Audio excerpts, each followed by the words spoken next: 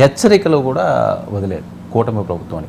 3 వారాల్లో పరిహారంగానే ఇవ్వకపోతే ప్రత్యక్షంగా ఆయన వచ్చి ధర్నా చేస్తారట.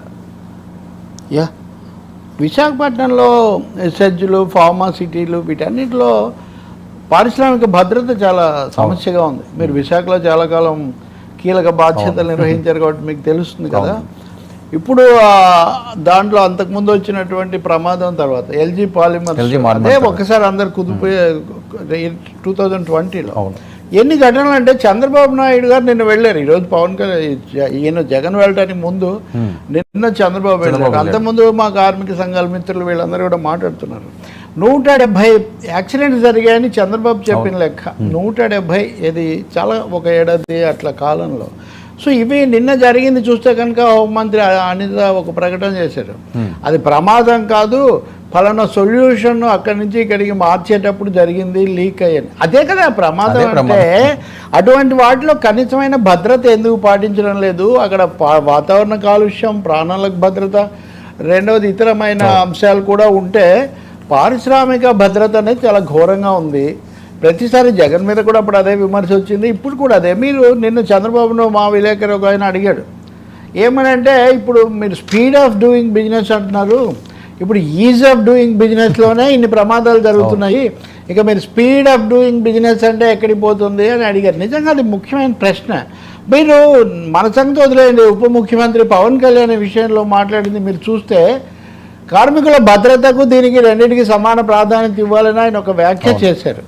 అయితే దురదృష్టవశాత్తు ఈ విధానాలనే ఎక్కువ భాగం ఎన్డీఏ ఆయన భాగస్వామిగా ఉన్న ఎన్డీఏ రూపొందించినవే. ఈరోజు మీరు ఒక పత్రికలో పతాక శీర్షిక చూస్తే భద్రతకు పెట్టుబడులకు సమాన ప్రాధాన్యం అని. కాదండి, భద్రతకు అత్యధిక ప్రాధాన్యం ఇవ్వాలి. భద్రతకు పెట్టుబడులకు సమాన ప్రాధాన్యత ఎలా ఇస్తామండి వాస్తవానికి? సో ఈ ప్రమాదాలన్నీ మనకు చేస్తున్న హెచ్చరిక ఏంటంటే ఉద్యోగుల పని గంటలనండి, భద్రతా ప్రమాణాలనండి, ఎప్పటికప్పుడు జరగాల్సిన తనిఖీలనండి, తప్పు చేసిన వాళ్ళకు శిక్షలనండి. మనము యూనియన్ కార్బైడ్లో భోపాల్ గ్యాస్ ట్రాజడీ జరిగితేనే దానికి బాధ్యుడైన వాడు అండర్సన్ అనేవాడు పారిపోవడానికి మన ప్రభుత్వమే అప్పుడు ఎవరు వీళ్ళు కాదని సహకరించారు. కాబట్టి యాజమాన్యాల పట్ల కఠినంగా ఉండాలి. ఎందుకంటే ఉద్యోగులు కార్మికులు యాజమాన్యం ప్రాణాలతో అది ప్రాణాలతో కూడా రెండు ఉండాలంటే ఇప్పుడు ఆ విలేకరికి చంద్రబాబు అన్నదేంటి, అందరూ ఉపాధి అడుగుతున్నారు, మీరు సిద్ధాంతాలు మాట్లాడితే కుదరదు, నేను ప్రాక్టికల్గా మనం చూడాలి, రెండూ ఉండాలి. కానీ మొదటిది ప్రాణం కంటే విలువైంది ప్రపంచంలో ఇంకేమీ లేదు. ఈ విషయాన్ని అండర్లైన్ చేసుకోవాలి. ఇంకా తర్వాత ఉపాధి కల్పించండి, వాళ్ళకి సదుపాయాలు కల్పించండి, కానీ not at the cost of the life of the workers or employees. ఇది మొదటిది. ఆ విషయంలో నిన్న కూడా లోపం ఉందని హోంమంత్రి చెప్పిన దాన్ని బట్టే, అంటే ఆ స్టాండర్డ్లో ఉండే వాళ్ళని పెట్టకపోవడం, ఎక్స్పర్ట్స్ను ఎప్పటికప్పుడు చెక్ చేయకపోవడం కంపెనీల బాధ్యత కదా. కంపెనీల బాధ్యత. కంపెనీలను తనిఖీ చేయాల్సింది, కంపెనీల వ్యవహారాలు చూడాల్సింది ప్రభుత్వమే కదా. ఇండస్ట్రియల్ సెక్యూరిటీ ఫోర్స్లు ఇవన్నీ ఎన్ని ఉన్నాయి, వీటన్నిటికీ ఏం జరుగుతుంది? హడావుడి కనిపిస్తుంది, వెళ్తారు వాళ్ళు వీళ్ళు, అంతా అయిపోతుంది, యూనియన్ల ఘోష అలాగే అందులో విశాఖపట్నం ఇప్పుడు మీరు ప్రశాంత నగరం అది ఇది అన్నప్పుడు మరి ఇలాంటివి జరుగుతుంటే ఎలా కుదురుతుంది? చాలా పొటెన్షియల్ ఉన్న ప్రాంతాన్ని మీరు సరైన మార్గంలో పెట్టాలి. సరే, ఎట్లాగైనా ₹1 కోటి మేము సహాయం చేస్తాము అని చెప్పారు, ఓకే. అది ఎప్పటి లోపల ఈరోజు జగన్ వెళ్ళారు. సరే, జగన్ వెళ్ళి ప్రతిపక్ష నాయకుడిగా ఆయన హోదా ఉన్నా ఉండకపోయినా మాజీ ముఖ్యమంత్రి వెళ్ళారు, మాట్లాడారు. కానీ వారంలో ఈ పరిహారం అందకపోతే మటుకు లేదు, వారం నేను సమయం ఇస్తున్నాను అన్నారు. ధర్నా కూడా చేస్తాను అన్నారు. రెండోది మా వైఖరి వేరుగా ఉంది, వీళ్ళ వైఖరి వేరుగా ఉంది, వీళ్ళు యాజమాన్యంతో ఇదవుతున్నారు అన్న పద్ధతిలో ఆయన ఆరోపణలు చేశారు. ఇలాంటివి నిజంగా ఎవరున్నా జరగకూడదు. అప్పుడు కూడా అసలు యాజమాన్యం మీద జగన్ ఏం చర్య తీసుకోవాలి. అప్పుడు కూడా ప్రభుత్వం ₹1 కోటి ఇచ్చి ప్రభుత్వ రంగంలోకి దిగి ప్రభుత్వ హడావుడి చాలా ఎక్కువగా ఉండింది. సో నేను అనేది ప్రభుత్వం మారుండొచ్చు, ఇప్పుడు ఈయన వచ్చినా కానీ ఆయన మళ్ళీ వెళ్ళినా కానీ కార్మికుల భద్రత, వాళ్ళ మీద తగిన చర్య, ఇలా భవిష్యత్తుకి ఏంటి టాస్క్ ఫోర్స్ ఏంటి? మీరు ఇప్పుడు కమిటీ వేస్తున్నాం అన్నారు చంద్రబాబు గారు. ఆ కమిటీ అక్కడ పనిచేసే వాళ్ళు, చుట్టుపక్కల జీవించే వాళ్ళ అభిప్రాయానికి అత్యధికమైన విలువ ఇవ్వాలి. సో దీన్ని రాజకీయం కంటే కూడా మానవ కోణము, పని వాళ్ళ కోణము, ప్రజలు చుట్టుపక్కల, అది చాలా కీలకం. లేకపోతే చాలా ప్రమాదాలు పొంచున్నాయి. ఉక్కు ఫ్యాక్టరీలో కూడా ఒకటి రెండు జరిగాయి, కానీ వీటి అన్నింటిలో ఫార్మాసిటీలో వరుసగా ఇది 6 డజను ఎన్నో జరిగాయి. ఎందుకు జరుగుతున్నాయండి? ఇదేమి ఎక్కడ అడవిలోనో మారుమూల ప్రాంతం కాదు, సదుపాయాలు లేనిది కాదు, అధినేతలందరూ అక్కడే ఉన్నారు. కాబట్టి చాలా హెచ్చరిక, ఇప్పటికైనా హెచ్చరికగా తీసుకోకుండా ease of doing, speed of doing, tower of doing అవన్నీ okay, doing with security. Okay sir, ఏదైనా జగన్మోహన్ రెడ్డి గారు ఒక అంశాన్ని మొదలు పెడితే ఇంకా అది కంటిన్యూగా ఇంకా దాని మీదే మాట్లాడుతుంటారా? ఎందుకంటే గతంలో పవన్ కళ్యాణ్ గారి పెళ్ళిళ్ళు, ఇప్పుడు ఏ అంశం వచ్చినా రెడ్ బుక్ తప్ప ఆయన వేరేది మాట్లాడట్లేదు. మాట్లాడడం మొదలు పెడితే ఖచ్చితంగా ఎక్కడో దగ్గర కలుపుతున్నారు దాన్ని. ఏంటి రెడ్ బుక్ ఆయన భయపిస్తున్నదా, లేకపోతే రెడ్ బుక్ని ఒక భూతంలా చూపించే ప్రయత్నమా? ఏమో భూతం అనండి, లేకపోతే పంచభూతం అనండి, లోకేష్ కూడా అదే అమలు అవుతుంది ముమ్మాటికి. అది నేను ప్రజల మ్యాండేట్ ఇచ్చింది రెడ్ బుక్ కానీ లోకేష్ చెప్పారండి, చెప్పారు కదా. మంత్రి, యువ నాయకుడు, దాదాపు కీలక నేత ఆయన. ఇప్పుడు మిగిలిన మంత్రులందరూ ఒక ఎత్తు, నిండు చంద్రుడు ఒకవైపు అన్న పద్ధతిలో అక్కడ కథ నడుస్తూ ఉంది. పైగా ఆయన స్వయంగా mandate is for the red book అని లోకేష్ చెప్పిన తర్వాత, ఇప్పటికీ 1-2 చాలా చర్యలు తీసుకున్న తర్వాత, ఇంకోటి రెడ్ బుక్ కోసం పెట్టిన పోస్టర్స్లో ఇవన్నీ చేయడానికి 10 ఏళ్ళు మాకు కావాలని కూడా తెలుగుదేశం పార్టీ అనేక చోట్ల 10 ఏళ్లలో మాపుతేస్తా, 5 ఏళ్లే కదా అధికారానికి 10 ఏళ్ళు. కాబట్టి రెడ్ బుక్ వాళ్ళు అలాగే వినియోగిస్తున్నారు, వీళ్ళు కూడా దాన్నే ప్రధానంగా తీసుకొస్తున్నారు. జగన్ భయపడుతున్నాడా, దాన్ని చూపించి ప్రజలను భయానికి గురి చేయాలనుకుంటున్నాడా తెలియదు, కానీ రెడ్ బుక్ అయితే రాజ్యం దాని చుట్టూ రాజకీయం నడుస్తుంది. పొలిటికల్ స్ట్రాటజీ అనుకోవచ్చా వైసీపీ? ఖచ్చితంగా అంతే కదా. అంటే మీరు వాళ్ళ హామీలు వాళ్ళు అమలు జరపకుండా రెడ్ బుక్ ఏంటి? వాళ్ళ హామీలు అమలు చేయాలి కానీ ఎంతసేపటికి మమ్మల్ని అరెస్ట్ చేయటం, మా మీద కేసులు పెట్టడము, లేకపోతే మాది చేయటము, ఈ రెడ్ బుక్ అధికారులు ఇదేనా అనేది వాళ్ళు పోస్ట్ చేస్తున్న ప్రశ్న. సో దానికి వాళ్ళు ఇస్తున్న ఇంటర్ప్రిటేషన్, వ్యాఖ్యానం ఏంటంటే తమ వాగ్దానాలు అమలు చేసే చిత్తశుద్ధి శక్తి లేదు కాబట్టి డైవర్షన్ కోసం రెడ్ బుక్ తీసుకొస్తున్నారు అనేది. కాబట్టి రెడ్ బుక్ టార్గెట్ అనే దాంట్లో డైవర్షన్ కూడా ఉంది ప్రభుత్వానికి, దాని మీద జరగాలని చూస్తున్నారు. అందుకే జగన్ కానీ దాన్ని పదే చెప్తున్నారు. మూడోది కూడా ఇంకో కోణం కూడా ఉండొచ్చు. సాధారణంగా ప్రజాస్వామ్యంలో పద్ధతి ప్రకారం వెళ్ళాలి, కక్ష సాధింపొద్దు, అది చంద్రబాబు పవన్ కళ్యాణ్ కూడా చెప్పారు కదా. కాబట్టి ఇవన్నీ ఆ దిశలో దారి తీస్తున్నాయి. ఢిల్లీలో కూడా వెళ్ళి ర్యాలీ చేసి వచ్చారు కదా. సో అలాంటి ఒక మెసేజ్ కూడా ఇవ్వదలుచుకున్నారు, red book message. Red book ద్వారా ఇవన్నీ కూడా కాలు రాసి మా మీద సాగిస్తున్నారు, కక్ష సాధింపు అనే ఒక మెసేజ్ ఇవ్వదలుచుకున్నట్టు కనిపిస్తుంది. అది వ్యూహమే. ఓకే సరే, ఏంటి జరుగుతున్నాయి ఘటనలు, అవి వీళ్ళు కూడా ఒప్పుకుంటున్నారు కదా, మాకు ఇష్టం లేదు, అందరూ ఇష్టం లేదు అన్నారు. అదేదో సామెత చెప్పినట్టుగా అక్కడ అది మటుకు మాయమైపోతుంది. సరే, ఏంటి గడప నుంచి జగన్మోహన్ రెడ్డి గారు ప్రక్షాళన మొదలుపెట్టారు, చాలా మందికి పదవులు ఇచ్చారు ఆయన పార్టీకి సంబంధించి. సో ఎలా చూడాలి, ఇంకా పూర్తి స్థాయిలో వచ్చే ఎన్నికలకి ప్రణాళికలు సిద్ధం చేసుకుంటున్నారు ఎప్పటి నుంచి? అసలు ఏంటి వారు మొన్ననే కదా ఎన్నికలు, ఇంకా 3 నెలలు కూడా పట్టుమని 100 రోజులు శత దినోత్సవం కూడా జరగలేదు, అప్పుడే వచ్చే ఎన్నికల గురించి. అంటే మన రాజకీయ పార్టీలు, మన వ్యవస్థ ఎలా తయారైందంటే ఇది ఒక కార్పొరేట్ ఎంటర్ప్రైజ్ లాగా, from election to election, again election, next election అని, ఇంతే తప్ప కమిట్మెంట్ ఇది పబ్లిక్ మూవ్మెంటు, తర్వాత రాజకీయ బాధ్యతలు, విధానపరమైన అంశాలు, వీటి మీద ఫోకస్ దాదాపు ఉండట్లేదు. వాస్తవంగా ఇప్పుడు జగన్మోహన్ రెడ్డి లేకపోతే వైసీపీ ప్రధాన ప్రతిపక్షంగా అనేక సమస్యలు మీద చేయాలి. మొన్న నేను విజయవాడ వెళ్ళాను, అక్కడ ఆ రోజు వాలంటీర్ల ర్యాలీ జరుగుతుంది, నిన్న కూడా సచివాలయం వాళ్ళు ఏదో చేశారు, ఇట్లా చాలా జరుగుతున్నాయి. ఉపాధ్యాయులు వాళ్ళు విధానపరంగా ఏం రావాలని చెప్తున్నారు, నిరుద్యోగులు, ఈ విషయాలు కదా ప్రతిపక్షం పని చేయాలి. వీటి బదులు వచ్చే ఎన్నికలకు ఎలా సిద్ధం కావాలి, ఇప్పటి నుంచి వ్యూహం అని. వీళ్ళు గెలిచి ఓడిన వాళ్ళు అంటే సరే మళ్ళీ రావాలని, గెలిచిన వాళ్ళు కూడా అదే, గెలిచిన వాళ్ళు కూడా అంతే. విజయవాడలో ఇదివరకు ప్రైవేట్ సిటీ బస్సులు ఉండేవి, చాలా రోజులు. ఆఖరిగా ఐఏఎస్ ఎన్టీఆర్ కార్యదర్శిగా ఉన్న రాఘవేంద్రరావు గారు కూడా దాని కింద సిటీ బస్ యాక్సిడెంట్. అవి ఏం చేసేవంటే station to station, destination to destination భయంకరమైన స్పీడ్తో పోతుంది. ఓకే, అంతే డెస్టినేషన్లో ఉంటాయి. అంటే ప్యాసింజర్లు ఎక్కువ మంది వస్తే ఎక్కించుకోవడం, ఎక్కువ కలెక్షన్ రావటం, ఎక్కువ రౌండ్స్ వేయడం, రౌండ్స్ వేయడం, మిగతా వాళ్ళకంటే ముందు అక్కడికి వెళ్ళిపోవాలి, మళ్ళీ ఎక్కించుకోవడానికి ఎక్కువసేపు ఉండాలి. రాజకీయ పార్టీలు కూడా ఎన్నికలు అనేటటువంటి స్టేషన్లో ఎక్కువ కాలం ఉంటున్నాయి. మిగిలినటువంటి కాలంలో సాధారణ 5 ఏళ్ళు పని చేయాలి కదా.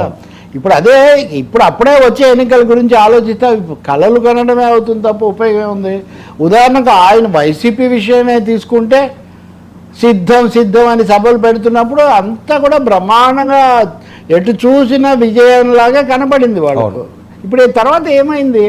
కాబట్టి ఈ యుగంలో చాలా మార్పులు తక్షణం వచ్చేవి, అవన్నీ ప్రజలను ప్రభావితం చేస్తాయి. 5 ఏళ్ల ముందు 4 ఏళ్ల ముందు అదొకటే ధ్యాసలో ఉండడం వల్ల ఏమీ ఉపయోగం లేదు.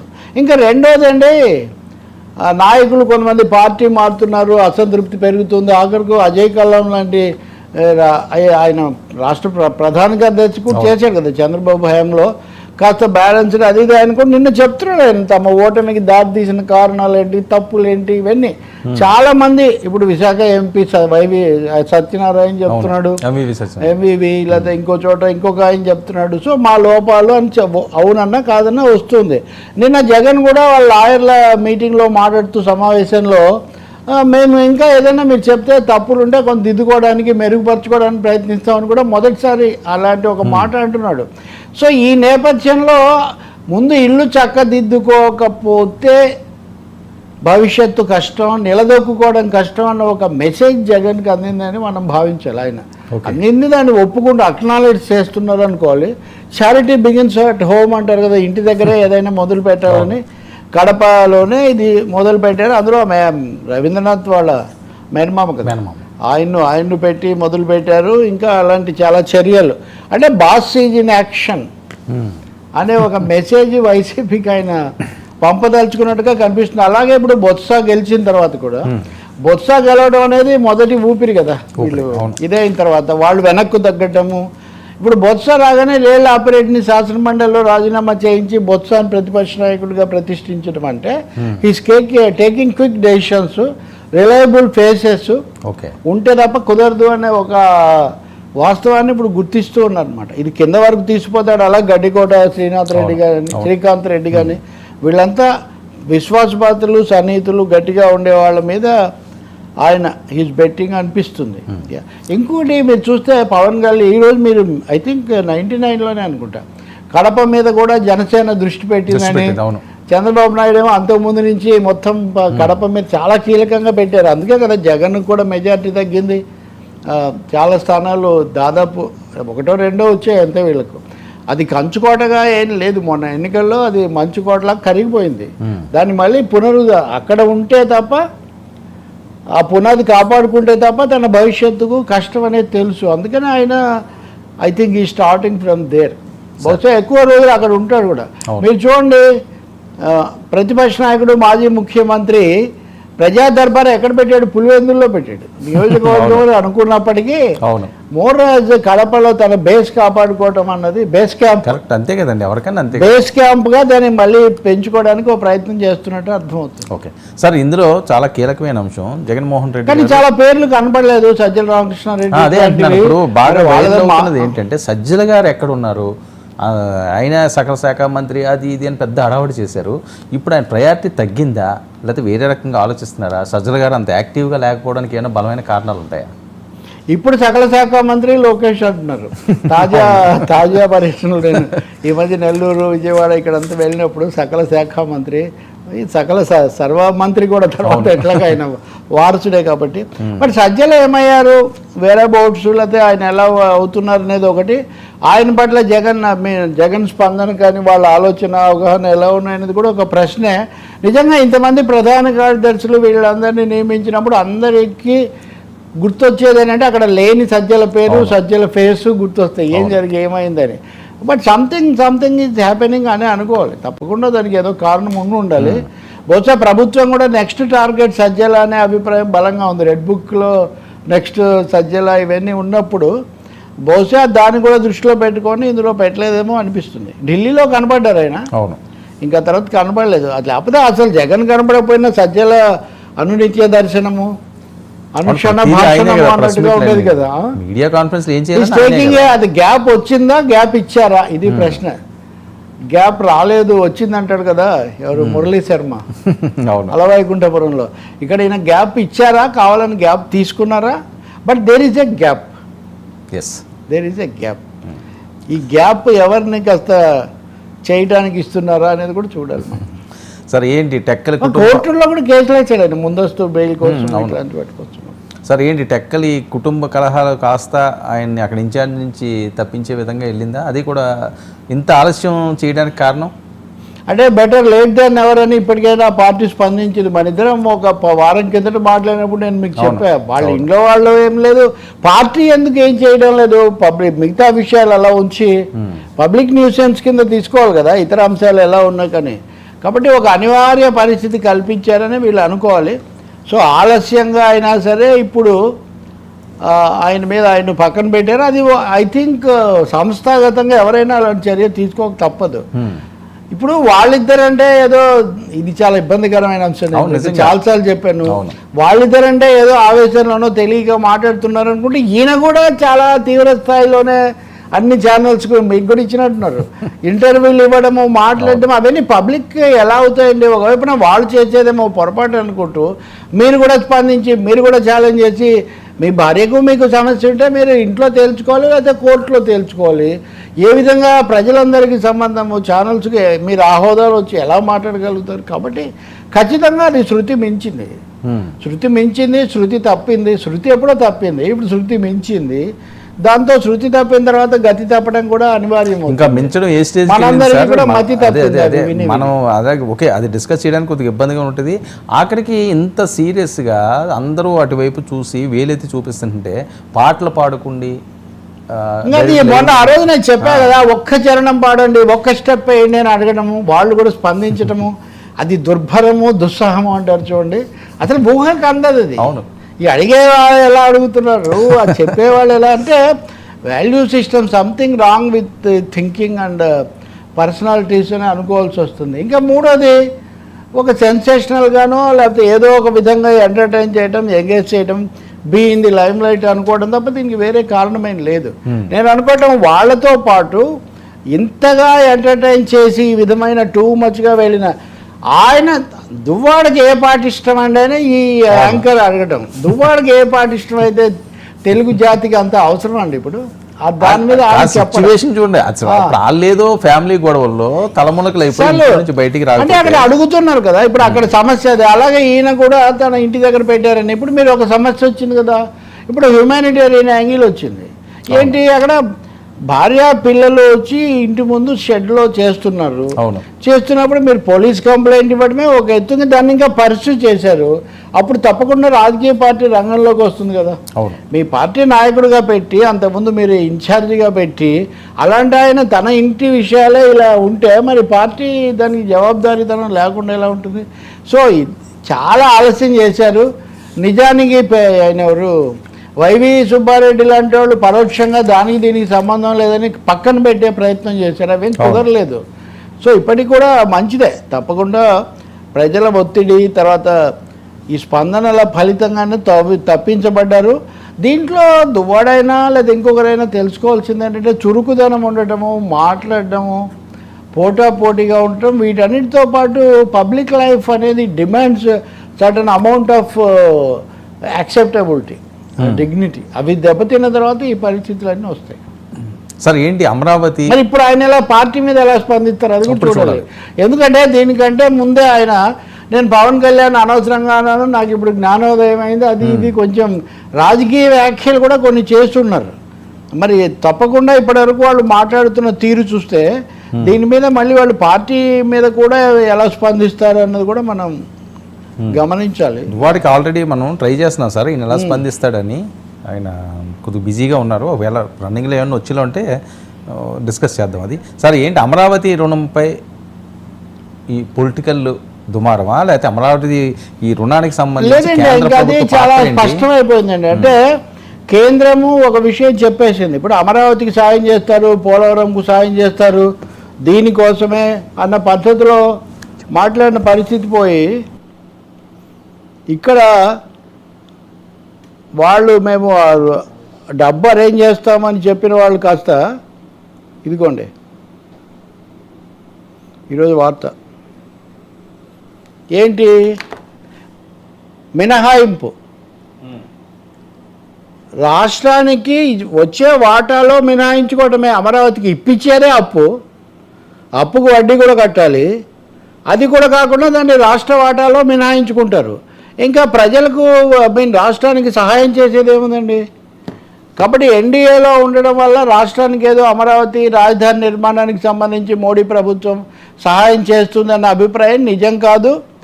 ఆ 15,000 కోట్లు ప్రపంచ బ్యాంకు ద్వారా రుణం అన్నారని చంద్రబాబు నాయుడు వాళ్ళు తీసుకొచ్చారు. వాళ్ళు అమరావతిలో కూడా పర్యటించారు. వాస్తవానికి అంతకుముందు కూడా చంద్రబాబుకు వీళ్ళతో ఉన్న సంబంధాలు మనకు తెలుసు కదా. సో వాళ్ళు చాలా షరతులు పెడుతున్నారంట. ఇప్పుడు నాకు వచ్చిన సమాచారం ఏంటంటే గతం కంటే కూడా ఆయన వదిలేండి, గతం కంటే కూడా ఇప్పుడు షరతులు చాలా ఎక్కువ పెడుతున్నారంట. వాటి అన్నిటికీ ఒప్పుకొని తెచ్చుకోవడమే కాకుండా రాష్ట్రానికి వచ్చే నిధులు, కేంద్ర నిధుల్లో ఇది కోత పడుతుంది. సో ఇది రుణమే కాదు సార్. మరి కేంద్రం ఇచ్చిన హామీల పరిస్థితి ఏంటి? హామీలు అన్నీ వట్టిదే. ఇంకా అమరావతి బాధ్యత వాళ్ళది కదా, రాజధాని బాధ్యత వాళ్ళదే కదా. అంటే హెల్ప్, ఇట్ షుడ్ హెల్ప్ అని ఉంది. వాళ్ళు ఏం చేయరు ఇంకా, అంతే కదా. ఇప్పుడు ఇచ్చింది కూడా తర్వాత మేము కోత కోసుకుంటామని చెప్తున్నప్పుడు నిజానికి కేంద్రం రాష్ట్రాలకు ఏం పెద్దగా ఇవ్వడం లేదు. సుప్రీంకోర్టు కూడా మందలించింది ఆ విషయంలో. ఇప్పుడు అమరావతి విషయంలో కూడా వాళ్ళు ఖచ్చితంగా అదే చెప్తున్నారు. ఇప్పుడు నేను చెప్పింది అదే కదా. ఇంకా ఆ బృందం కూడా అక్కడే ఉంది. మీరు ఏమన్నా విన్నారా ఎక్కడన్నా రాష్ట్రానికి మేము బాగా ఉదారంగా సాయం చేస్తున్నామని? ఎప్పుడు చెప్పలేదు. మరి ఆ విషయంలో ఎవరు విమర్శించట్లేదు. ఈ జగన్మోహన్ రెడ్డి గారు విమర్శించట్లేదు, చంద్రబాబు నాయుడు కూడా ఏం విమర్శించట్లేదు. జగన్ కదా సార్ ఆ బాధ్యత, ఇది అవకాశమే కదా. ముందు ప్రభుత్వం తేవాలి కదా. 2 నెలలు కూడా కాకముందే జగన్ ఇంకోటి రోజు జగన్ ఇప్పుడే అడిగితే అది కూడా మీరేం చేశారు మొన్నటి వరకు? అసలు రాజధానినే వదిలేసి 3 రాజధానులు ఉన్న పెద్ద మనిషికి దీని మీద మాట్లాడడానికి పెద్ద అవకాశం ఏమి ఉండదు కదా. కాకపోతే ఎందుకు ఇప్పుడు మీరు మన మీద ఆధారపడే ప్రభుత్వం వచ్చినా కానీ ఎందుకు మీరు ఒత్తిడి చేయడం లేదు అన్న ప్రశ్న చంద్రబాబుకి ఎదురవుతుంది. ఇంకా కేంద్రం క్లియర్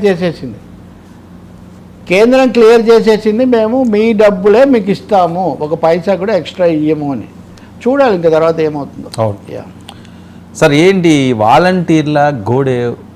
ఎలక్షన్ల ముందంతా కూడా వాలంటీర్లు నడిచింది. వాళ్ళకి వీళ్ళు హామీలు కూడా ఇచ్చారు. ఇప్పుడు అది ఏవైనా ఒక పట్టాలు ఎక్కించే పరిస్థితి ఉందా? ఎవరు? ఐ వాజ్ టెల్లింగ్ యూ, 20వ తారీఖు విజయవాడలో ఉన్నప్పుడు ఆ రోజు వాలంటీర్ల సభ పెద్దది జరిగింది. ఓకే. తర్వాత వాళ్ళు చాలా అయోమయ అవస్థలో, త్రిశంకు నరకంలో ఉన్నారు. అవును. మేము అడగకుండానే మాకు 10,000 ఇస్తామన్నారు, మాకు చాలా హామీలు ఇచ్చారు, తర్వాత మీరు చెప్పినట్టు మేము దూరంగా ఉన్నాము, కానీ వచ్చిన రోజు నుంచి మేము అనిశ్చితిలో కొట్టుమిట్టాడుతున్నాం, మాకు పని చెప్పరు, వేరే ఏం చేయరు, రాజీనామాలు చేసిన వాళ్ళంటే వదిలేయండి. ఇప్పుడు ఏమైంది? గోడ దెబ్బ చెంప దెబ్బ అని వైసీపీ వాళ్ళ యొక్క వ్యూహము, తెలుగుదేశం వాళ్ళ యొక్క అతి జాగ్రత్త, రెండింటి మధ్యలో వాలంటీర్లు చిక్కుకుపోయారు. నాతో ఒక 10-20 మంది ఫోటోలు కూడా తీసుకున్నారు. కాస్త చెప్పండి సార్ అప్పుడప్పుడు మీరు మా ఘోష ఎవరు? నిజం చెప్తున్నాను. 2-3 విషయాలు వచ్చాయి నాకు. అదే రోజు నాకు తెలంగాణలో రుణమాఫీది వచ్చింది, అది వేరే సమస్య, మళ్ళీ మాట్లాడదాం. వాళ్ళు చెప్తున్నారు ఏమని? వాళ్ళకి పని చెప్పడం లేదు, డబ్బులు కూడా ఇవ్వడం లేదు, ఏం చేయాలో తెలియటం లేదు. రెండో విషయము, మీరు ఈరోజు కూడా పత్రికల్లో చూస్తారు, నిన్న విజయవాడలో వీళ్ళందరూ కలిసి ఒక నోటీస్ ఇచ్చారు. చివరకు డిసెంబర్లో మేము కార్యాచరణ చేస్తాము, మేము తొందరలో దీని గురించి చర్చించి ఇదంతా చేస్తాము. నిజంగా అన్యాయం. యువత అసలే ఉద్యోగాలు లేవు. ఏదో చిన్న ఉద్యోగము ఊళ్ళో ఉండే 5,000 ఎంతో వస్తుందని వాళ్ళు బతుకుతూ వచ్చారు. దానివల్ల ప్రజలకు కూడా మేలు జరిగింది. మిగతా విషయాలు ఎలా ఉన్నా కానీ వాళ్ళేం వైసీపీ టాస్క్ ఫోర్స్ కాదండి, వాళ్ళు మన యూత్ ఫోర్స్. వాలంటీర్లు వైసీపీ ఫోర్స్ కాదు, యూత్ ఫోర్స్ అనే ఒక వాస్తవాన్ని టీడీపీ గుర్తించాల్సి ఉంటుంది. ఇంకా రెండోది ఉంది, అదేంటి? సచివాలయ సిబ్బందిని వాడుకుంటామన్నారు. సచివాలయ సిబ్బందికి ఇప్పుడు స్కూళ్ళలో టాయిలెట్ల ఫోటోలు తీయటం, అన్ని పనులు వాళ్ళకి అప్పగిస్తున్నారట. ఓకే. వాళ్ళు కూడా ఘోష, ఈ పనులు మావి కాదు, మేము చేసేవి చాలా ఉన్నాయి, ఎన్యూమరేషన్లు, వాళ్ళకి రేషన్లు ఇవ్వడాలు, ఇలాంటి పనులన్నీ చేస్తూ వచ్చారు వీళ్ళు ఇంటింటికి తిరిగి. ఇప్పుడు వాళ్ళకి వాటికంటే ఇవి ఎక్కువ అంటే వాటికి వేరే మేము చూసుకుంటాం కదా. ఒకవైపున మీరు చెప్తున్నారు ఎమ్మెల్యేలు అందరు ఉండాలి, పింఛన్లు ఇచ్చేటప్పుడు ఉండాలి, అప్పుడు ఉండాలి. ఉండండి, మీరు చూపించుకోండి, మేమేం చెప్పండి. కానీ ఆ పని చేస్తున్న ఒక నెట్వర్క్ ఏర్పడిందని ఎందుకు డిస్టర్బ్ చేస్తున్నారు? ఇటు పౌరులకు ఇబ్బంది, రెండవది ఆ పనుల్లో నమ్ముకొని అసలే నిరుద్యోగము, మనమే ఉద్యోగాలు కల్పించగలిగిన పరిస్థితి లేదు. ఇప్పుడు ఈజు స్పీడ్ అన్నప్పుడు కూడా చంద్రబాబు అన్నది అదే, ఉద్యోగాలు కావాలంటున్నారు కాబట్టి మేము వీళ్ళందరినీ తీసుకొని వస్తుంటే మీరు ఇవన్నీ పెడితే వాళ్ళు మళ్ళీ వెళ్ళిపోతారు అని. కాబట్టి వీళ్ళకు తప్పకుండా ప్రభుత్వం ఈరోజో రేపో వాళ్ళకు సమాధానం చెప్పాల్సిన అవసరం ఉంటుంది, లేకపోతే వాళ్ళు ఇలా ఎంతో కాలం ఉండే పరిస్థితి లేదు. చాలా అశాంతిలో ఉన్నారు. లక్షలు, ఒక 2-3 లక్షలు ఉంటారు వీళ్ళందరూ కూడా కలిసి. పైగా గ్రామాల్లో హార్ట్ ఆఫ్ ది పీపుల్స్ సొసైటీలో వాళ్ళు ఉంటారని కూడా గుర్తుపెట్టుకోవాలి. ఎందుకు ఈ అనిశ్చితిని తీసుకొచ్చారు? అది ఏదో అత్త మీద కోపం దుత్త మీద అన్నట్టుగా చూపించాల్సింది లేదు. రెండో టీడీపీ వాళ్ళకి ఒకటి ఉండొచ్చు, మా వాళ్ళని పెట్టుకోవాలి కదా, వీళ్ళందరూ అంతకుముందు పెట్టుకున్నారు. ఎట్లా సార్ అట్లా? అంటే గవర్నమెంట్ వేరే మార్గాలు చూడండి, వేరే యాడ్ చేసుకోవచ్చు, దీనికి యాడ్ చేసుకోండి, కానీ చేసే పనులు ఆపటం ఎందుకు? ఆ పనులు మళ్ళీ వీళ్ళకి పెట్టడం ఎందుకు? ఇవన్నీ సార్ ఏంటి ఐఏఎస్లపై చర్య, కేంద్రం బ్రేక్ దేనికి? ఇప్పుడు ఐఏఎస్లు వీళ్ళందరి మీద చర్యలు తీసుకోవడం, తాజాగా చూస్తే ఒక ఐఆర్ఎస్ అధికారి ఆ డిజిటల్ కార్పొరేషన్ దాంట్లో ఉన్నాయని ఇంకా మేము పంపించేస్తాము అది ఇది అని చర్య కేంద్రం అనుమతి కావాలి. వీళ్ళందరూ సివిల్ సర్వీస్ వాళ్ళు కాబట్టి అదే అడిగితే మీరు ఇష్ట ప్రకారం ఎలా చేస్తారు? అతని మీద నేరాలు ఉంటే ముందు మీరు తప్పులు ఉంటే మీరు నోటీస్ ఇవ్వండి, వాటిని ఎస్టాబ్లిష్ చేయండి, అది అయిన తర్వాత చట్ట ప్రకారం మీరు చర్య తీసుకోండి తప్ప. అంతకుముందు మనం మాట్లాడాం కదా, ఐపీఎస్లు 16 మందిని ఏమో రోజు పక్కన పెట్టడము, ఐఏఎస్లను కొంతమందికి ఏమీ విధి నిర్వహణ చేయకుండా ఉండటం. కేంద్రం అది కూడా చెప్పింది, ఒకవేళ ఆ సంబంధిత అధికారి తప్పు చేశాడంటే మీరు అతని విధులు తప్పించి జీఏడీకి జనరల్ అడ్మినిస్ట్రేషన్కి మీరు రానివ్వాలి, కానీ డైరెక్ట్గా మేము యాక్షన్ తీసుకుంటాము వెనక్కు పంపిస్తామంటే కుదరదు అని చెప్పారు. నేను అనుకుంటాను ఈ ఐఆర్ఎస్ విషయంలో ఇది మీడియాలో కూడా వచ్చింది, ఇది బహుశా ప్రభుత్వం మరీ ఏకపక్షంగా పోతుందని కేంద్రం చేస్తున్న ఒక కొంచెం ముందుగా గుర్తు చేయడానికి పని చేసినట్టుగా కనిపిస్తుంది. మరి మిగతా వాళ్ళ విషయంలో కూడా ఏమైనా ఆలోచిస్తారా? పైగా అంత స్పష్టంగా రుజువు కూడా చేసేంత పత్రాలు మీరు సమర్పించట్లేదు అని కూడా కేంద్రం అంటే క్యాట్, సెంట్రల్ అడ్మినిస్ట్రేటివ్ ట్రిబ్యునల్ వాళ్ళే వెనక్కి పంపించారు. సో ఇది బ్రేక్ అనుకోవాలి, first break. Why the break? రెండవది ఇంకా ఇది వన్ వే ట్రాఫిక్ అయిపోకూడదు కదా. ఐఏఎస్లు, ఐపీఎస్లు, ఐఆర్ఎస్లు ఇట్లా వరుసగా ఏం జరుగుతుందో మనం ఇంకా చూడాలి. బట్ బ్రేక్ అయితే పడింది. సరే ఏంటి ఈవీఎంలు తీర్పు వాయిదా? అసలు ఈ ఈవీఎంల రచ్చ ఎప్పటికొక క్లారిటీ వస్తుంది? ఈ అనుమానాలు అలా పెరుగుతానే ఉన్నాయి. ఇప్పుడు ఏంటంటే కొత్తగా ఏపీలో మళ్ళీ ఎలక్షన్లు అంటూ పెద్ద ఎత్తున ప్రచారం. సరే ఇవన్నీ పొలిటికల్ జిమ్మిక్స్, ట్రిక్స్ అండి. ఇప్పుడు నాకు అన్ని గుర్తున్నాయి. 2019లో కూడా చాలా కాలం పాటు చంద్రబాబు ఓడిపోయాక ఒకేసారి ఒకే ఎన్నిక వస్తుంది, 2 ఏళ్లలో ఎన్నికలు వస్తాయని చాలా రోజులు అంటే ఇందాక అనుకున్నాం కదా మనం, ఎన్నికలే ఏకైక అన్నప్పుడు ఎన్నికల ఆశ చూపిస్తే కానీ పార్టీలో జనం ఉండరు అన్న ఒక అభిప్రాయం. అప్పుడు తెలుగుదేశం ట్రిక్కే ఇప్పుడు వీళ్ళు ప్లే చేస్తున్నారు. దానికి తోడు మొన్న మోదీ ఒకే దేశం ఒకే ఎన్నిక అని ఆగస్టు 15 ప్రసంగం చేయటం.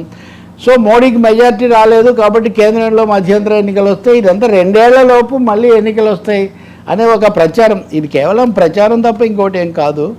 అది చాలా మోదీ అసలు సిద్ధపడతారా లేదా అన్నది కూడా మనం రేపు అసెంబ్లీ ఎన్నికలు అయ్యాక చూడాలి. ఈవీఎంల విషయానికి వస్తే మటుకు హైకోర్టు స్పష్టంగా తీర్పు రిజర్వ్ చేసింది. బాలినేని శ్రీనివాసరెడ్డి వేసినటువంటి కేసు దానికి సంబంధించి ఇంకా స్పష్టత రాలేదని. అయితే 2 శిబిరాలుగా నడుస్తున్నాయి. వైసీపీ వాళ్ళేమో అంతా అయిపోయింది, ఇది మోసం రుజువైపోయింది, భయపడి వెనక్కు తగ్గుతున్నారని. దానికి తోడు ఉండవల్లి అరుణ్ కుమార్ మొన్న మాట్లాడుతూ ఆయన ముఖేష్ కుమార్ మీనా ఏదో చట్ట విరుద్ధమైన ఆయన ఏదో ఒక ఉత్తర్వు ఇచ్చారు, ఆ ఉత్తర్వు ప్రకారం ఈ మెమొరీ ఒకటి మైక్రోచిప్కి సంబంధించిన మెమొరీని తగలబెట్టడం ఇట్లాంటివన్నీ చేశారు, ఇవన్నీ సమస్యకు దారితీసి ఆయన పూర్తి వివరంగా స్పష్టంగా ఎవరు చెప్పడం లేదు. కానీ నిజంగా జరుగుతున్నదంతా ఒకటే, వీవీప్యాట్లను కూడా లెక్క పెట్టడం అన్న దానికి మీరు లెక్క పెడితే తప్ప లేకపోతే రీకౌంటింగ్ ఉపయోగం లేదన్నది బాలినేని వాదన. అవును, మేము మాక్ పోలింగ్ నిర్వహించి ఆ యంత్రం సరిగ్గా ఉందని చూపిస్తాము, మేమేం కౌంటింగ్ చేయమన్నది ఎలక్షన్ కమిషన్ వాదన. వాళ్ళు అదే చెప్పారు హైకోర్టుకు, అదే వాళ్ళ అఫిడవిట్లో చెప్తే వీళ్ళు ఒప్పుకోలేదు.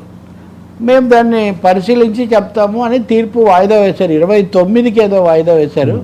సో ఇంత లోపల ఉండవల్లి దాన్ని విషయం బయటపెట్టేశారు, అంతా అయిపోయింది. ఆయన కొత్తగా ఆయన తీసుకొచ్చింది కూడా ఏం లేదు. ఒకటే ఏంటంటే దీని మీద సమస్య ఉంది. మనం ఇంతకుముందు మాట్లాడాం కదా, విఎఫ్డి ఓట్స్ ఫర్ డెమోక్రసీ వాళ్ళ నివేదిక, అది నెల కిందది. నిజంగా వాళ్ళు జూలై 24 నుంచి నేను నివేదికనే మొన్న ఉండవాళ్ళు దాన్నే మెన్షన్ చేశాడు. అది కొత్తగా జూలై 20 అంటే నెల ఖచ్చితంగా, ఈరోజు 24 అనుకుంటే. కానీ కోర్టు ఒక స్టాండ్ ఏమైనా తీసుకుంటుందా అన్నదైతే ఒక సమస్య ఉంది. సుప్రీంకోర్టు 22వ తారీఖున కూడా ఒక తీర్పు ఇచ్చింది. ఆ తీర్పు ప్రకారం మీకు ఎన్నికల మీద సందేహాలు ఉంటే మీరు హైకోర్టులను అప్రోచ్ అవ్వండి అని చెప్పింది. బాలినేని ఇప్పటికే అప్రోచ్ అయ్యాడు. బాలినేని ఎందుకు అప్రోచ్ అయ్యాడంటే రీకౌంటింగ్ మెథడ్ ఎలా ఉండాలన్న దాని మీద బాలినేని అప్రోచ్ అయ్యాడు. ఆయన కొంచెం అడ్వాన్స్డ్ స్టేజ్లో ఉన్నారు. ఓకే, అలా కాకుండా మాకు ఇంకా డౌట్స్ ఉన్నాయనుకుంటే మీరు వెళ్ళి హైకోర్టులో కేసు వేసుకోవచ్చు అని సుప్రీంకోర్టు కూడా అనుమతి ఇచ్చింది. సో దీని ఆధారంగా మరిన్ని కేసులు ముందుకు వచ్చి ఇదో పెద్ద వివాదంగా చర్చగా నడుస్తుందేమో అన్న సందేహం మటుకు ఒకటి ఉంది. ఇంకొకటేమో అన్ఎక్స్ప్లెయిన్డ్ అడిషనల్ ఓటింగ్, 5 కోట్ల ఓట్లు అదనంగా ఎక్కడి నుంచి వచ్చాయి అన్నది కూడా తేలటం లేదు. మనం ఇది చేస్తున్నాం కదా, గత వారంలో కూడా చేసాము. ఆడియన్స్ చాలా ఎక్కువగా చూశారు. కానీ దాని మీద కొంతమంది కామెంట్స్ పెట్టారు, మీరేదో ఎప్పుడు ఇదే మాట్లాడుతున్నారు అని. దీని మీద ఒక సమాధానం రావాలి కదా. ఇష్యూ నడుస్తున్నది కదా, అదే ఇష్యూ నడుస్తుంది. రెండవది మరికొన్ని రోజుల్లో మహారాష్ట్ర, హర్యానా, కాశ్మీర్ ఈ ఎన్నికలన్నీ వస్తున్నాయి. కాబట్టి మళ్ళీ ఈ సమస్యలన్నీ వస్తాయి కదా. ఇప్పుడన్నా పాఠం తీసుకుంటే ఆ ఎన్నికల్లో ఈ సమస్యలు పునరావృతం కాకుండా మనం చూడొచ్చు. సో ఈవీఎంలకు సంబంధించిన ప్రశ్నలు, ముఖ్యంగా వీవీప్యాట్లు పెట్టండి.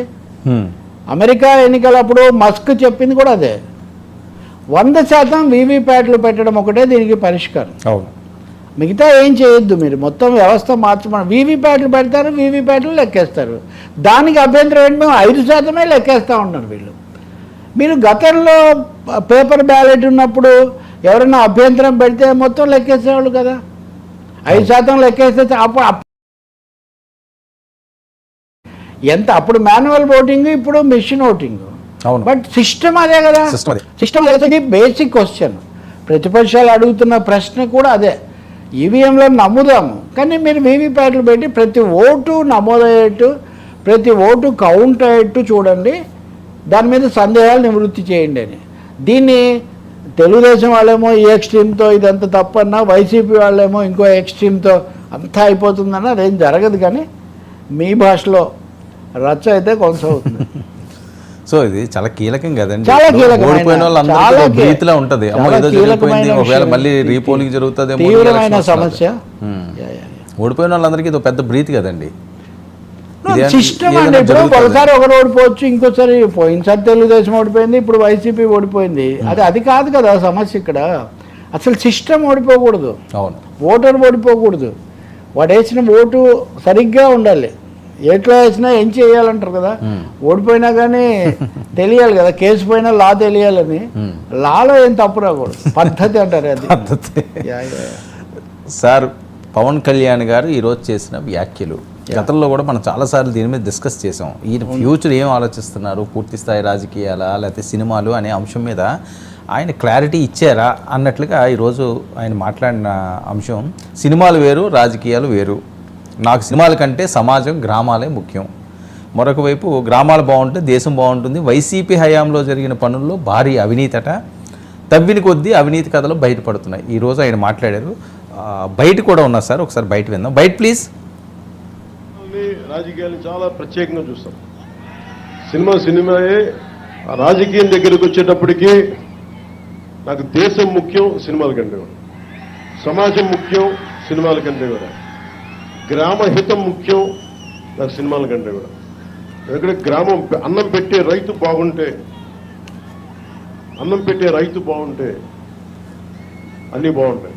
అలాగే గ్రామాలు పచ్చగా ఉంటే దేశం పచ్చగా ఉంటుంది. అందరి దగ్గర డబ్బులు ఉంటేనే సినిమాలు ఆడతాయి. అందుకని ముందు గ్రామాలు పచ్చగా ఉండాలని కోరుకునేవాడు. ఇది సార్ ఆయన అంటే వాళ్ళు ఓజీ అని చెప్పి పవన్ కళ్యాణ్ గారు ఓజీ సినిమా వస్తున్నది కదా, దానికోసమని వాళ్ళు అరుస్తుంటే దానికి ఈయన ఇచ్చిన రిప్లై ఇది. తప్పకుండా ఇప్పుడు ఉప ముఖ్యమంత్రిగా ఆయన గ్రామ సభల్లో మాట్లాడుతున్నప్పుడు ఆయన రాజకీయ నాయకుడే తప్ప నిజానికి సినిమాలు ఓజీ దానికి ఇక్కడ ఏమీ అవకాశం కూడా ఏం లేదు. కాకపోతే ఆయన నేపథ్యాన్ని బట్టి ఆ విషయం వచ్చి ఉండొచ్చు, వాళ్ళు అనుండొచ్చు. కానీ పైగా అంతకుముందు ఓజీ అన్నప్పుడు ఆయన స్పందించున్నారు. ఇది పిఠాపురంలో సభలో మాట్లాడినప్పుడు ఇక్కడ ఈరోజు ఆయన లేదని చెప్పడం ఓకే, రాజకీయాల్లో ఉంటారని నిన్న మనం ఒకటి చూసాం కదా, మీరు కూడా నాది ప్లే చేశారు. ఆయన మొదటిసారి నా పుస్తకావిష్కరణలో ఈ ప్రశ్న వచ్చింది. పరుచూరి గోపాలకృష్ణ ఆ రోజు మాట్లాడుతూ, మీరు ఎన్టీఆర్ ఫార్ములా అనుసరించారు, మీరు ఎంజీఆర్ ఫార్ములా అనుసరించాల్సింది, రాజకీయాలు సినిమాలు రెండూ చేయాలి అని. అప్పటికి ఇంకా ఆయన సినిమాలోకి తిరిగి రాలేదు అని చెప్పారన్నమాట. రామారావు గారు లాగా కాదు, మీరు ఎంజీఆర్ లాగా చేయండి అని పరుచూరి గోపాలకృష్ణ ఆ రోజు సభలో చెప్పారు. అప్పటికే పవన్ కళ్యాణ్ నిజానికి ఆయన సినిమా టీం కూడా కంటిన్యూ అవుతుంది. ఆయన రాజకీయాల్లోకి వచ్చినప్పటికీ కూడా ఆయన సినిమా టీం ఆ త్రివిక్రమ్ శ్రీనివాస్ దగ్గర నుంచి కింద వాళ్ళ వరకు, పాటలు కంపోజ్ చేసే వాళ్ళ వరకు ఆ టీం అంతా అలాగే ఉంది. పైగా ఇప్పుడు ఆయన ఇష్టాలతో నిమిత్తం లేకుండా ఆగిపోయిన సినిమాలు ఉన్నాయి.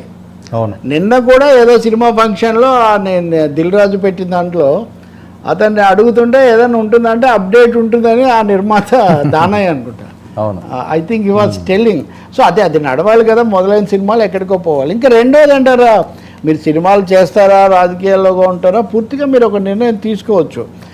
కానీ నేను ఇదే రోజు మీకు ఇంకో చెప్తున్నా, దేశంలో వచ్చిన రాజకీయాలకు సంబంధించిన అంశం ఇది. ఈ వీళ్ళ ఎన్డీఏకే సంబంధించిన కేంద్ర మంత్రి సురేష్ గోపి ప్రకటన. సురేష్ గోపి ఈయన మలయాళంలో పెద్ద స్టారు, చాలా సినిమాలు తీశారు. బీజేపీ తరఫున కేరళ నుంచి ఎన్నికై సంచలనం సృష్టించారు. వాస్తవంగా ఆయన ఏమని చెప్తున్నాడు, told Amit Shah that I have to act in 2022 films. He through away the paper. నేను 22 సినిమాల్లో యాక్ట్ చేయాలి, నాకు సినిమాలు నా ప్యాషను, సినిమాలు నా తపన, లేకపోతే బతకలేనని చెప్పాడంట. రకరకాల కేంద్ర మంత్రికి నాకు అవసరం లేదు, అది వదిలేస్తాను, నేను సినిమాలు పూర్తి చేస్తానని. సో ఒక్కొక్కరి ఈ స్వభావం ఒక విధంగా ఉంటుంది. అదే ఎన్టీఆర్, ఆయన కొంతకాలం ఊపిరి బిగబడినప్పటికీ ఆ తర్వాత కుదరక బ్రహ్మర్షి విశ్వామిత్ర మొదలు పెట్టుకొని ఆమెతో మీనాక్షి శేషాద్రితో అదంతా మళ్ళీ కాంట్రవర్సీ పక్కన పెడదాం, జరిగిన ప్రక్రియ. సో పవన్ కళ్యాణ్ ఉన్న సినిమాలు పూర్తి చేసిన తర్వాత ఆయన సినిమాల్లో కంటిన్యూ చేస్తారా, లేదా రాజకీయాల్లోనే ఉండగలను అనుకుంటారా, ఇట్స్ ఫర్ హిమ్. దానికి ఏమీ ప్రజల కోసమే ఉంటారంటే మరీ మంచిది, అందులో పెద్ద సమస్య ఉంది. అది ప్రాక్టికల్గా చూడాలి. 2019లో కూడా ఆయన ఇలాంటి ప్రతిజ్ఞ చేసి మళ్ళీ వెనక్కి వెళ్ళారు ప్రేక్షకుల కోరిక మీద. ఇప్పుడు కూడా ప్రేక్షకులు కోరితేనే కదా ఈ విషయం చెప్పారు. అప్పుడు పరిస్థితి వేరు కదా సార్. 2019లో ఆయన ఏమీ కాదు, ఇప్పుడు బాధ్యతలు ఉన్నాయి, కీలకమైన. ఏమీ కాదని మీరు అంటున్నారు. అప్పుడు ఆయన సర్వాధికారిగా పార్టీ, నేను అంటుంది ఏంటంటే ఆయన ట్రైల్ చేస్తున్నాడు ముఖ్యమంత్రి అభ్యర్థిగా, ఒక కూటమికి నాయకుడిగా, థర్డ్ ఫోర్స్. ఆయన గెలవచ్చు, ఓడిపోవచ్చు. ఇప్పుడు ఆయన పెద్ద కూటమిలో ఉప ముఖ్యమంత్రి. అవును, ఆయన సీట్లు కూడా పరిమితం, నిలబడాలి. తర్వాత ఎంత చేస్తారు, ఎలా ఉంటారు. ఎందుకంటే ఈరోజు సభలో కూడా మనం మళ్ళీ సభకు వద్దాం, గ్రామ సభలు పెట్టడం కంపల్సరీ అండి. ఇది దీని ప్రకారం ఈ ఉపాధి హామీ పన్నులు నిర్ణయించడానికి ఏ గ్రామ సభకు ఆ గ్రామ సభ ఒకేసారి జరిపి పన్నులు నిర్ణయించుకోవాలి. ఎందుకంటే పన్నులు మళ్ళీ రిపీట్ కాకుండా, ఒకరు క్లాష్ కాకుండా ఇదంతా చూడడానికి వీలుగా ఉండటం ఒకటి.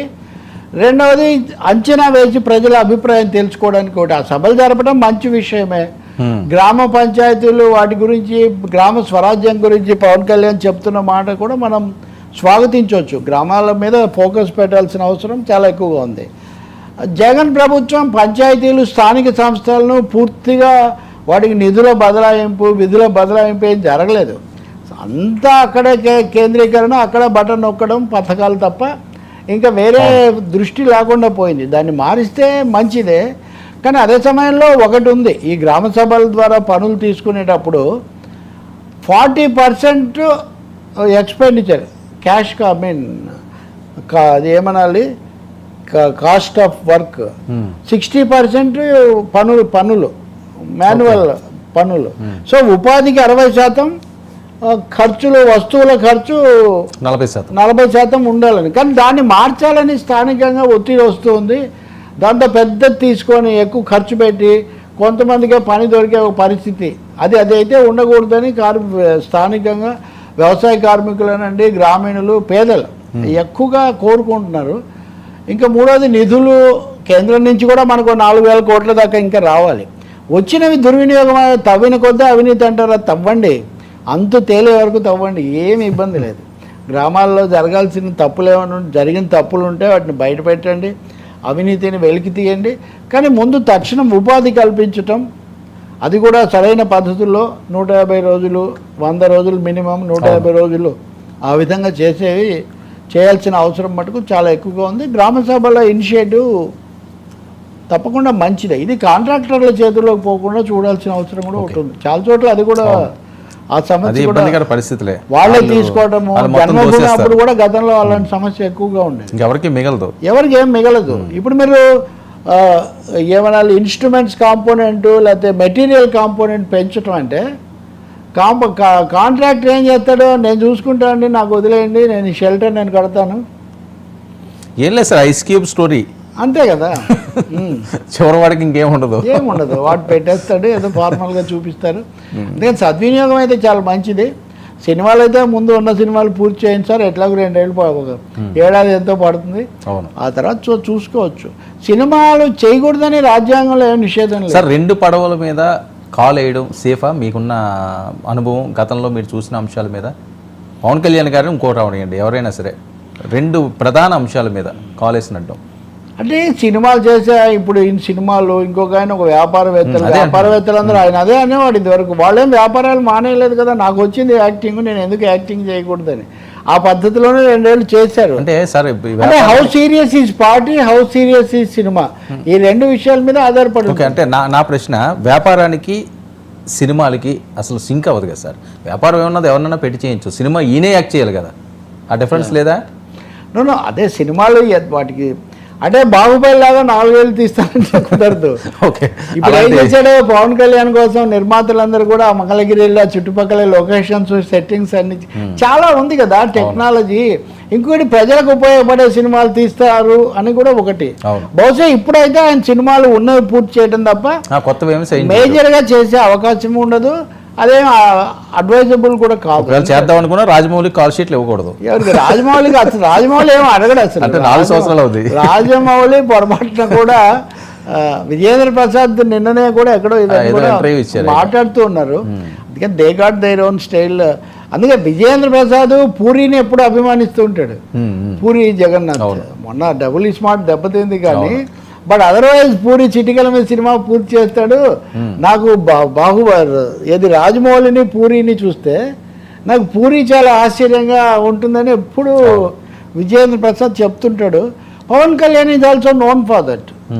ఆయన ఎవరు ఆ సినిమా తీసినప్పుడు కానీ భోలా అది వచ్చింది కదా, ముందేమో వకీల్ సాబ్ వచ్చింది, అది అయిన తర్వాత ఇంకోటి ఇతను దగ్గుబాటి రానా చేసిన సినిమా. సో భీమ్లా నాయక్ ఇవన్నీ స్పీడ్గా చేసేది, మధ్యలో గ్యాప్ ఎక్కువ తీసుకొని చేయనండి. ఉన్నవైతే పూర్తి అయ్యాక ఈ లోపల ఆలోచించవచ్చు. But focus should be on people అని చెప్తాను. ప్రజల మీద, ప్రభుత్వ పాలన మీద మీరు దృష్టి పెట్టాల్సి ఉంటుంది. పదే పదే అసలు 2 కలిపి మనం మాట్లాడుకోవాల్సిన అవసరం కూడా లేదు. బాధ్యత రాజ్యాంగ విహిత బాధ్యత, ప్రజలు అప్పగించిన బాధ్యత. 3వది వయస్సు మార్పులు కూడా వస్తూ ఉంటాయి కదా. పోయినంతకాలం ఖుషీలో లాగా అమ్మాయి నవ్వితే అని కాదు, అదే అలాగే చేసే పరిస్థితి ఏమీ ఉండదు కదా. కాబట్టి ఐ థింక్ మొగ్గు ఇటే ఉంటుంది. మీరు ఇప్పుడు 3rd పాయింట్ కూడా కలిపి ముగిస్తాను నేను. దళపతి విజయ్ తమిళ్ వెట్రిన్ కజగం అనే సినిమా నిన్నే ఆయన, ఆ సినిమా కాదు పార్టీ జెండా నిన్న ఆవిష్కరించాడు. అంటే పవన్ కళ్యాణ్ ఇన్స్పైర్ చేశాడు మొత్తానికి. మళ్ళీ కొత్త దశ అంటే ఎంజీఆర్ తర్వాత ఎన్టీఆర్ అట్లా వచ్చినట్టే ఇప్పుడు పవన్ కళ్యాణ్ స్టైల్లో అక్కడ సురేష్ గోపి, ఇప్పుడు ఇక్కడ సురేష్ గోపి కూడా ఉన్నాడు ముందు నుంచి, కానీ ఈ స్థితిలో ఇంత యాక్టివ్గా రాలా. ఇప్పుడు ఈయన కూడా జెండా ఆవిష్కరించాడు. ఎవరితో వెళ్తాడు, సొంతంగా వెళ్తాడు అవన్నీ చెప్పాల. Thalapathy Vijay is more mass hero, చాలా పాపులర్, ఇదంతా కూడా ఉంది. సో దక్షిణాది రాజకీయాల్లో ఇది పెరుగుతున్నట్టుగా ఉంది. అతను కమల్ హాసన్ ఇప్పటికే అతను ఉన్నాడు కాబట్టి మళ్ళీ ఇంకా another round of cine politics పెరుగుతాయేమో అని అనిపిస్తుంది. అయితే అందులో ఆయన విధానం కూడా చెప్పలేదు, బీజేపీతో ఎన్డీఏతో వెళ్తాడా వెళ్ళలేదా. 2026లో తమిళనాడు ఎన్నికలు వస్తాయి. తమిళనాడు ఎన్నికల్లో డిఎంకే పూర్తిగా ఉంది. మొన్న లోక్సభ ఎన్నికల్లో స్థానాలన్నీ వాళ్ళకే వచ్చాయి. అటువంటి చోట సాహసించి విజయ్ ఈ పార్టీ పెడుతున్నాడు. బట్ హౌ దిస్ పార్టీ ఎలా లీడ్ అవుతుందే కానీ సార్ సింబల్కి ఏమన్నా ఉందా సార్ ఏం హిస్టరీ? చాలాసేపు ఏదో చెప్పాడు దానికి ఈ కలర్ ఓకే. ఇదంతా అని. నేను అది follow అంటే ఆయన రాజకీయ విధానమే ఇంకా ప్రకటించలేదు కాబట్టి మనం ఇంకా పూర్తి కామెంట్స్ కూడా మనం చేయలేం. కానీ ఒకటైతే చేశాడు, నేను వేరే కూడా మన దగ్గర కామెంట్ చేశాను, ఏమంటే కులము మతము జాతి ఇలాంటి తేడాలు ఏం లేకుండా అందరూ సమానమైనది అనుభవించేటటువంటి ఇది తమిళ వైభవం, ఈ 4 లక్ష్యాలు నేను పెట్టుకుంటాను అన్నాడు. ఇప్పుడు మతం అనేది లేకుండా చేస్తానన్నప్పుడు ఏ కోణంలో ఉంటున్నాడు? ఇటు లౌకిక తత్వం ఇదే అందరూ మాట్లాడేది అదే కదా రాజకీయ నాయకులు, కులాలు మతాలు ఏమి చూడడం. That is true. కులం చూడడం మతం దట్ ఈస్ ట్రూ. అంటే స్ట్రెస్ ఎక్కడ ఉందని ఇప్పుడు మీరు అలా అనకండి. పవన్ కళ్యాణ్ సనాతన ధర్మం అనుకున్నా మాట్లాడరు. అవును, మీరు రెండు కలిపి అంటాడు ఆయన. ఇప్పుడు మతాలు ఉండకూడదు, అందరు ఒకటి, బైబిల్ని కూడా కోట్ చేస్తాడు, తనను తాను తగ్గించుకొని వాడు హెచ్చించబడిన అని చెప్తాడు. ఇదంతా నిజమే. కానీ సనాతన ధర్మం అనే దాన్ని స్మరించడం ఆయన ఎప్పుడు విరమించాడు. తమిళనాడులో Udhayanidhi Stalin who was also hero, Stalin కొడుకు, ఇప్పుడు అతన్ని ఉప ముఖ్యమంత్రిని చేస్తారని అంతే కదా, డేట్స్ కూడా ఉన్నాయి, వాయిదా పడుతుంది. అంటే ఒక హీరో కమ్ పొలిటీషియన్ తమిళనాడులో కూడా ఉప ముఖ్యమంత్రిగా ఉంటాడు. స్టాలిన్ నిర్ణయం తీసుకున్న మనుష్యును. ఇంకో హీరో రాజకీయ రంగ ప్రవేశం చేస్తున్నారు. మీకు ఈ సినారియో అంతా చాలా ఆసక్తి. 26 సార్ తమిళనాడు ఎన్నికలు? 26 ఆల్మోస్ట్ ఇంకా 1 year. ఇంక ఎన్నికల సంవత్సరంలో మనం ప్రవేశించినట్టే. భీకరమైన ఎన్డీఏకు యూపీఏకు అక్కడ తీవ్ర పోరాటం జరుగుతుంది. అంటే అన్నాడీఎంకే లేదు. మరి విజయ్ కూడా పవన్ కళ్యాణ్ ఎన్డీఏలో చేరినట్టు విజయ్ కూడా ఎన్డీఏలో చేరతాడా? అన్నామలై పాపులర్, బీజేపీ రాష్ట్ర అధ్యక్షుడు, అతనికి ఎక్కువ బూస్ట్ ఇస్తున్నారు, మీడియా కూడా బూస్ట్ ఇస్తుంది. మరి వీళ్ళు కాంబినేషన్ వస్తుందా? పైగా మన పవర్ స్టార్ అక్కడికి వెళ్ళి ప్రచారం చేస్తారా? ఇవన్నీ చాలా రసవత్తరమైన ప్రశ్నలు. ఇక్కడ లోకేష్ వెళ్ళి చేశారు, మీరు గుర్తుపెట్టుకోండి. లోకేష్ అన్నామలై కోసం ప్రచారం చేయడానికి తమిళనాడు వెళ్ళాడు. ఇంత బిట్టర్ స్ట్రగుల్ ఆంధ్రప్రదేశ్లో జరుగుతుంటే కూడా. సో రెండోది తెలుగు తమిళ ఇది సంబంధం ఎప్పటి నుంచో ఉన్నదే కదా. కాబట్టి southern politics going to take very interesting turn. సిద్ధరామయ్యన్ కూడా కర్ణాటక ముఖ్యమంత్రి, ఇప్పుడు ఆయన మీద అక్కడ ఉన్న గవర్నరు ప్రాసిక్యూషన్కు ఇచ్చేసాడు. ఆయన రాజీనామా చేస్తాడు, కొత్త ముఖ్యమంత్రి వస్తాడు అని ఇట్లాంటి చర్చలన్నీ కూడా అక్కడ కూడా జరుగుతున్నాయి. సో కర్ణాటకలో కూడా ఇన్స్టెబిలిటీ తీసుకొస్తుంది కేంద్రం అని. సో దీని అంతటితో చాలా ఇంట్రెస్టింగ్ టర్న్ రాబోతుంది. ఓకే సార్, మరొక అంశం అల్లు అర్జున్ మాటలు ఒకసారి విందాం సార్. ఆయన ఏ ఉద్దేశంతో అన్నాడు, ఇది పెద్ద ఎత్తున వైరల్ అవుతున్నది. అల్లు అర్జున్ గారు బయట ప్లే చేయండి అమ్మా. నాకు ఇష్టమైతే నేను వస్తా, నా మనసుకు నచ్చితే నేను వస్తా,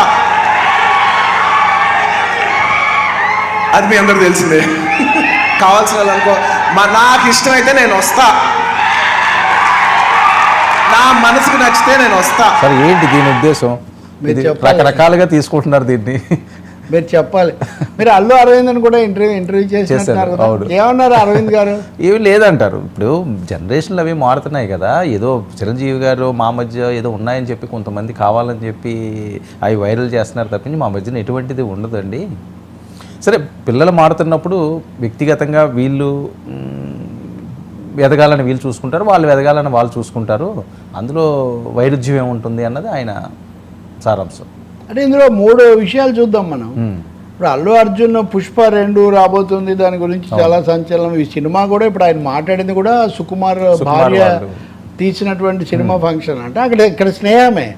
ఆయన ఎందుకు చెప్తున్నా అంటే సుకుమార్ అంటే నాకు ఎంత ఇష్టం, సుకుమార్ అంటే ప్రేమ, కాబట్టి సుకుమార్ కార్యక్రమానికి నేను వస్తాను, రెండో మాట లేదని. అక్కడ ఈ డైలాగ్ ఏది, నేను ప్రేమించే వాళ్ళ కోసం నేను ఇష్టమైన వాళ్ళ కోసం నేను వస్తానని ఇలా అనగానే అసలు ఇంకా అని ఆ వీడియో పూర్తిగా రాకముందే అప్పుడు నంద్యాలకు వెళ్ళాడు కదా శిల్ప రవిచంద్రారెడ్డి కోసం. సో దాన్ని తీసుకొని వచ్చి ఇదేదో పవన్ కళ్యాణ్ మీద డైలాగ్ అని, ఇదేదో మెగా కుటుంబంతో ఘర్షణ అని, ఇదంతా అంటే రీడింగ్ టూ మచ్ అంటారే. ప్రతిదాన్ని చాలా నిజంగా ఆ డైలాగ్ని ఎవరైనా ఇలా మీరు తప్పు పడతారా? నాకు ఇష్టమైన చోటికి నేను వెళ్తాను, నేను ప్రేమించే చోటికి నేను వెళ్తానంటే మానవుడు ప్రతి వాడికి ఆ మాట చెప్పే హక్కు ఉంది. ఇంకా అల్లు అరవింద్ దాదాపు చిరంజీవి అల్లు అరవింద్ కలిసికట్టుగా ఉంటేనే కదా చాలా విజయాలు ఇక్కడ ఒక దశకు వచ్చింది ఆ వ్యవస్థ. అయితే అల్లు అరవింద్ ఎప్పుడు క్యాండిడేట్ చాలా సూటిగా చెప్తున్నాడు, ఏమని మీరు అన్నదే పిల్లలు తరాలు మారుతూ ఉంటాయి. రెండవది పరిమితమైన చిత్రసీమ, అవును. ఇందులో పోటీ ఉంటుంది, పోటీలో నిరూపించుకోవాలి. అటువంటిప్పుడు రకరకాలైనవి వస్తూ ఉంటాయి. దీన్ని మరీ సాగదీసి అంటే రాజకీయాలను సినిమాను కుటుంబాలను కలిపి చూస్తున్న ప్రస్తుత పొరపాటు ధోరణి ఫలితం అండి ఇదంతా కూడా. రెండోది ఫోకసింగ్ ఎంతసేపటికి జనం ఇప్పుడు మనం ఎన్ని మాట్లాడామండి, గ్రామీణ ఉపాధి మాట్లాడాం, వాలంటీర్లు మాట్లాడాం, ఫార్మాసిటీ మాట్లాడాం, పారిశ్రామిక భద్రత, పెట్టుబడులు, ఇవేమీ అక్కర్లేదు. మెగా ఫ్యామిలీ, ఈ ఫ్యామిలీ, అల్లు అర్జున్, పవన్ కళ్యాణ్. సో ఈ చిన్న అజెండా కుదింపజేసేసి వాటి చుట్టూ తిప్పడం వల్ల వస్తున్న దురవస్థ ఇది. హిజ్ రైట్, స్ట్రైట్గా చెప్పాడు కాబట్టి. ఇంకోటి కూడా చూడండి, నాగబాబు గారేమో పుష్ప కోసం ఎదురు చూస్తున్నా అంటాడా, హార్డ్ వర్కర్ అంటాడా, మెగా అభిమానులు నాగాభిమానులు ఏమో ఇలా పెడతారా. సో ఐ థింక్ నాగబాబే దీని మీద అని చెప్తాడో చూద్దాం. క్లియర్ మంత్రిగా ఉప ముఖ్యమంత్రికి ఉండకపోయినా